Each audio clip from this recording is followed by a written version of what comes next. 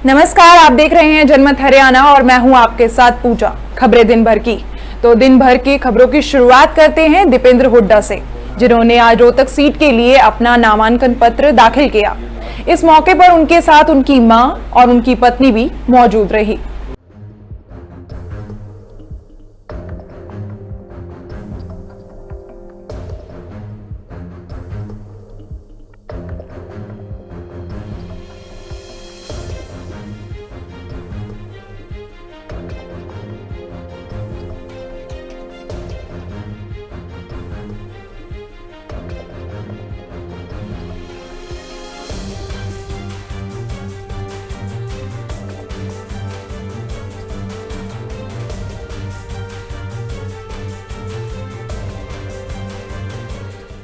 BJP के अरविंद शर्मा ने आज अपना नामांकन पत्र दाखिल किया। अरविंद शर्मा दीपेंद्र हुड्डा के खिलाफ चुनाव लड़ रहे हैं। नामांकन के अवसर पर मुख्यमंत्री मनोहर लाल खट्टर भी वहां मौजूद रहे।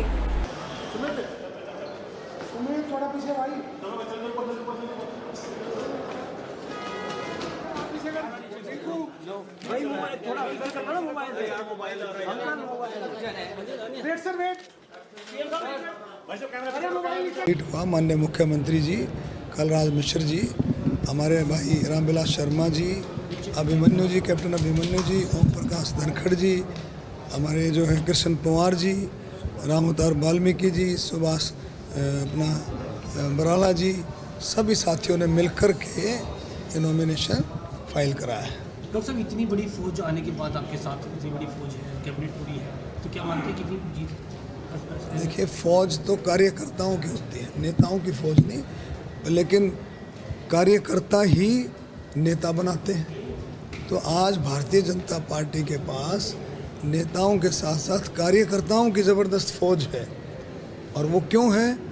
कार्यकर्ताओं का विश्वास जो नरेंद्र मोदी जी, हमारे प्रधानमंत्री नरेंद्र मोदी जी ने जो देश के लिए, देश के विकास के लिए, देश की करप्शन ख़त्म करने के लिए, और सबसे बड़ा मुद्दा राष्ट्रीय सुरक्षा का, जो राष्ट्रीय सुरक्षा का जो मुद्दा हमारे प्रधानमंत्री जी ने दिया है, दिन रात जो है नए नए कार्यकर्ता, आज भी देखा होगा आपने कितने नए लोगों ने, कांग्रेस के लोगों ने कांग्रेस छोड़ करके भारतीय जनता पार्टी नरेंद्र मोदी जी के नेतृत्व में, सुभाष बराला जी और खट्टर साहब के नेतृत्व में, मनोहर लाल खट्टर जी के नेतृत्व में कितने लोगों ने पार्टियां ज्वाइन की। ये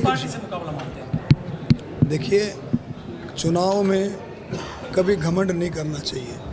चुनाव में अपनी मेहनत करनी चाहिए और एक विश्वास के साथ। और मुझे पूरा विश्वास है कि भारतीय जनता पार्टी, हमारी पार्टी के कार्यकर्ता में ज़बरदस्त जोश है। वो ईमानदारी का प्रतीक है। आप देखो, किसानों के लिए, गरीबों के लिए, खेती और मजदूरों के लिए, दलितों के लिए, बैकवर्डों के लिए, नौजवानों के लिए, कर्मचारी, व्यापारियों के लिए आप देखो 50 लाख रुपए का लोन कोई भी व्यापारी अपना काम शुरू करने के लिए ले सकता है। तो अब कितनी बड़ी बड़ी बातें हो रही हैं। आपने देखा, केंद्र सरकार ने 6,000 रुपये किया था और हमारे हरियाणा सरकार ने 6,000 रुपये और मिला दिए, यानी कि 12,000 रुपये आप लोग जो है, जिनकी आमदन जो है 12,000 से कम है, उन लोगों को सरकार देगी, किसानों को। भारतीय जनता पार्टी के सभी 10 के 10 लोकसभा प्रत्याशियों के आज नामांकन हो गए हैं। एक नामांकन 18 तारीख को हुआ था, 5 नामांकन हमारे 19 तारीख को हुए थे, 3 नामांकन 20 तारीख को हुए थे और 1 नामांकन आज रोहतक लोकसभा क्षेत्र का डॉक्टर अरविंद शर्मा का, वो आज अभी हुआ है। इस समय 10 के 10 प्रत्याशी हमारे नामांकन कर चुके हैं। सर, सोनीपत में भूपेंद्र सिंह हुड्डा को भी मैदान में उतार दिया गया है। आपने मंच से भी खासतौर पर जिक्र किया। जो मंच से जिक्र कर दिया उसको अगर दोहराऊंगा तो फिर आप लोगों को अजीब लगेगा। बात तो वही है जो हमारे रामविलास जी शर्मा ने जींद में कही थी, अब उन्होंने बदला ले लिया। पहले इन्होंने किया था, अब उन्होंने कर दिया, इसलिए उनके घर में दाव पेच चल रहे हैं। उस दाव पेच के आधार पर ऐसे ऐसे उनके नेता जो चुनाव नहीं लड़ना चाहते, उनको भी ज़बरदस्ती उतारा जा रहा है। इसमें से आप समझ सकते हैं। बीजेपी की तैयारी पहले से भी थी और जैसे जैसे समय बीत रहा है और जैसे जैसे घटनाएं घट रही हैं, उसमें से निश्चित रूप से भारतीय जनता पार्टी की हरियाणा की 10 की 10 लोकसभा सीटों में जीत हमारी सुनिश्चित होती जा रही है। हरियाणा में नॉमिनेशन फाइल करवा चुके हैं, आप किस पार्टी को अपनी फाइट में मान रहे हैं? देखिए, चुनाव होता है। आखिर चुनाव में आखिरी समय तक भारतीय जनता पार्टी के एक एक कार्यकर्ता नीचे बूथ स्तर पर और बूथ से भी नीचे हमने इस बार पन्ना प्रमुखों की जो व्यवस्था की है, हर एक के जिम्मे 60-60 वोट की जिम्मेदारी लगाई है। एक एक वोट की चिंता करके और चुनाव में ज़्यादा से ज़्यादा वोट भुगता करके और भारतीय जनता पार्टी भारी बहुमत से जीते। जीत एक प्रकार से जिस प्रकार का जनता का एक माहौल है, उस माहौल में देश के प्रधानमंत्री नरेंद्र मोदी बनेंगे ऐसा तो हमारा विश्वास है। लेकिन हरियाणा में भी अधिक से अधिक मतों से 10 की 10 सीटें जीतें, ऐसा हमारा प्रयत्न है। आज इनेलो उम्मीदवार चरणजीत सिंह रोड़ी ने सिरसा में नामांकन पत्र भरा। चरणजीत सिंह रोड़ी के साथ अभय चौटाला और पार्टी के कई नेता भी मौजूद थे। नामांकन भरने से पहले इनेलो ने सिरसा शहर में रोड शो भी निकाला। इस मौके पर अभय चौटाला ने कांग्रेस सहित दूसरी पार्टियों पर जमकर निशाना साधा।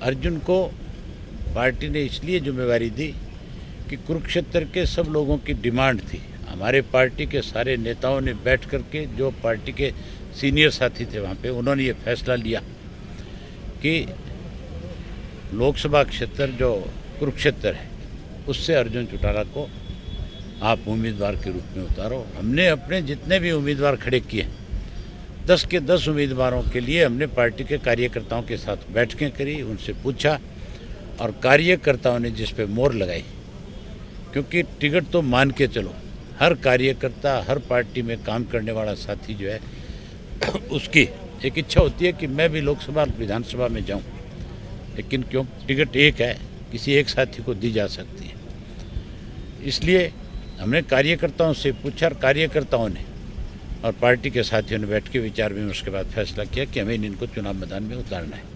कांग्रेस पार्टी के पास ऐसी हालत होगी कि उम्मीदवार नहीं बचे। भूपेंद्र हुड्डा तो बारी बारी बयान देते थे, कहते थे मैं चुनाव लड़ूंगा ही नहीं। जो चुनाव के मैदान से भाग रहे थे, कांग्रेस ने जबरदस्ती उनको पकड़ करके टिकटें दी, क्योंकि कांग्रेस का दिवालिया पिट गया। और जो दूसरे कुछ इस तरह के दल जो कांग्रेस के हाथों में खेल रहे थे, उन पे भी उम्मीदवारों के टोटे पड़ गए। इसलिए उनको भी मजबूर होकर के जा करके एक घर से 2-2 फार्म भरने पड़ रहे हैं। हम तो अर्जुन को लड़ाने के भी इच्छुक नहीं थे, लेकिन अर्जुन का जो चुनाव है वो 100 का 100% कुरुक्षेत्र के पार्टी के सीनियर साथी और वर्कर ने मिलकर के फैसला लेकर के उसको चुनाव में जिम्मेवारी दी। इनेलो उम्मीदवार चरणजीत सिंह रोड़ी अपनी जीत के प्रति आश्वस्त दिखाई दिए। साडा मुकाबला असीं अपना रिकॉर्ड आप तोड़ते हुन्ने। कोई रैली होवे, कोई प्रदर्शन होवे, इंडियन नेशनल लोकदल पार्टी अपना रिकॉर्ड आप तोड़ती हुंदी है। मेरा पिछले 1,27,000 का रिकॉर्ड है, वो मैं उन्हें तोड़ूंगा, 1.5 लाख ते करूँगा। तो इंडियन नेशनल लोकदल पार्टी अगर सत्ता में आऊगी, जो सत्ता में आऊगी तो बहुत सारे यह जे काम ने जिहड़े इंडियन नेशनल लोकदल पार्टी ने पहला भी किए और हुण भी करने। जिस तरीके नाल चौधरी देवी लाल की सोच है, किसान का कर्जा माफ की गल है, और SYL का मुद्दा है जोड़ा वो भाई साहब अभय सिंह चौटाला जी बहुत काफ़ी 4 साल तो लेके चल रहे, उसनू हल करने का काम करांगे। और जो बुढ़ापा पेनशन है उन्होंने बढ़ा के 3,000 रुपये प्रति महीने देना, और जोड़े बिजली के बिल है उन्होंने असीं माफ़ करना काम करांगे, और घरां दे विच अद्धे करना काम करांगे। और जिथे ये चीज़ां ने उत्थे गरीब की बेटी नूं 5 लाख रुपये का शगन स्कीम देण दी ये पार्टी वालों जो मैनीफेस्टो च रखा गया है। इन्हां कामां नूं लैके असीं सारे पिंडां दे विच बेनती अपील करांगे कि वो सानूं जरूर वोट पाउणगे। वहीं आज सुनैना चौटाला ने इनेलो के उम्मीदवार चरणजीत सिंह रोड़ी के कार्यालय का उद्घाटन किया।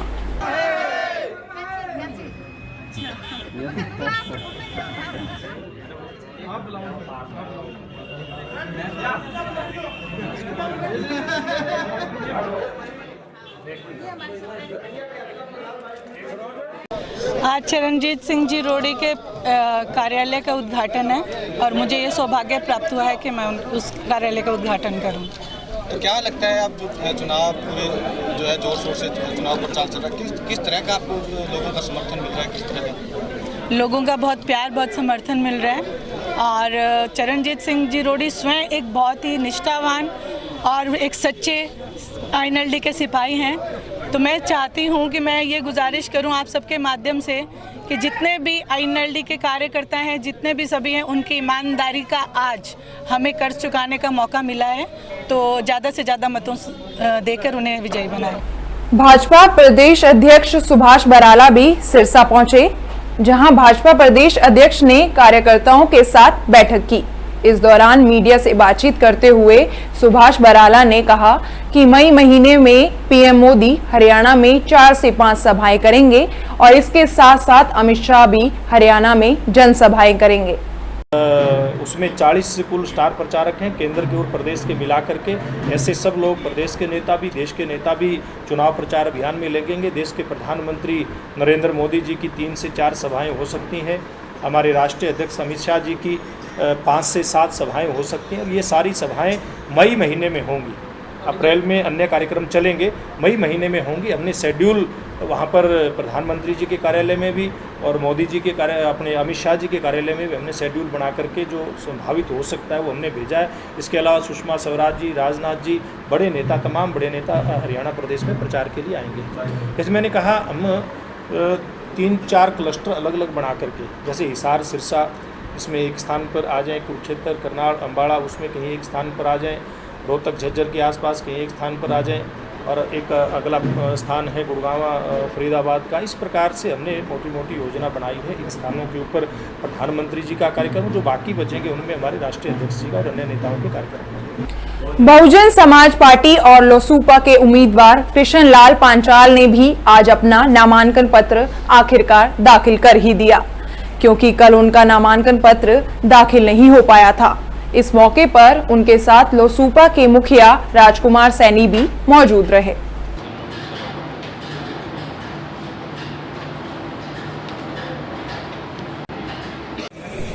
देखिए, हमारे कृष्ण लाल पांचाल जी बहुजन समाज पार्टी और लोकतंत्र सुरक्षा पार्टी के साझा उम्मीदवार बहन कुमारी मायावती जी के मशवरे के साथ उनको चुनावी रण क्षेत्र के अंदर उतारा गया है और यहाँ पर बड़े बड़े दिग्गज नेताओं का एक अपना बड़ा राजनीतिक शो होने जा रहा है। लेकिन इसके बीच में से हमारा एक छोटा सा जुगनू जो अब अंधकार को चीरता हुआ सामने आएगा और इस अंधकार को दूर करेंगे, जो प्रदेश के अंदर भेदभाव, गुंडागर्दी और जो कमजोर तबके के साथ शोषण हुआ उसको समानता के रूप में ढाल करके हम लोगों को उनकी मंजिल दिलवाएंगे, इंसाफ दिलवाएंगे। सर साहब, एक बात आपने भी कही थी कि भूपेंद्र सिंह हुड्डा सोनीपत आ गए, तो क्या आप उनके खिलाफ चुनाव लड़ रहे हैं? देखिए, मैंने 15 तारीख तक वेट किया।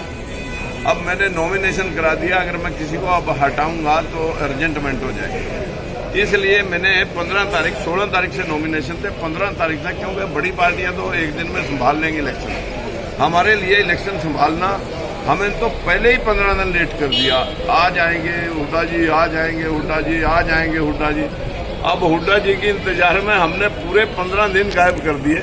लेकिन जब हमने देखा कि हुड्डा जी की आनाकानी है तो हमने अपना प्रत्याशी जब मैदान में उतार दिया। तो अब हम किसी को निराश करेंगे तो ये हमारी कायरता। मुकाबला किसके साथ रहेगा? मुकाबला हमारा हुड्डे के साथ ही रहेगा। इलेक्शन तो फिर भी मैं ही लड़ रहा हूँ।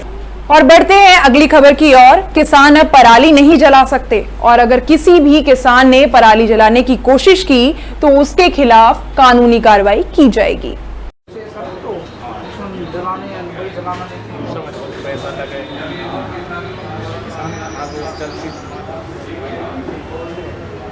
देखिएगा, मेरे किसान भाइयों से अनुरोध है कि जैसे कि माननीय न्यायालय द्वारा ये दिशा निर्देश जारी किए हैं कि वे फसल अवशेष के में आग लगाना कानूनन प्रतिबंध है, तो इसलिए किसान भाई इसके अपनी फसलों के जो अवशेष हैं इनका चारे के रूप में उपयोग करने के लिए इसकी तूड़ी बनवाएं या इसको अपने मिट्टी के अंदर है ना जोत के इसके मिट्टी में मिलाएं, ताकि फसल ज़मीन की उर्वरा शक्ति का बढ़ोतरी हो सके।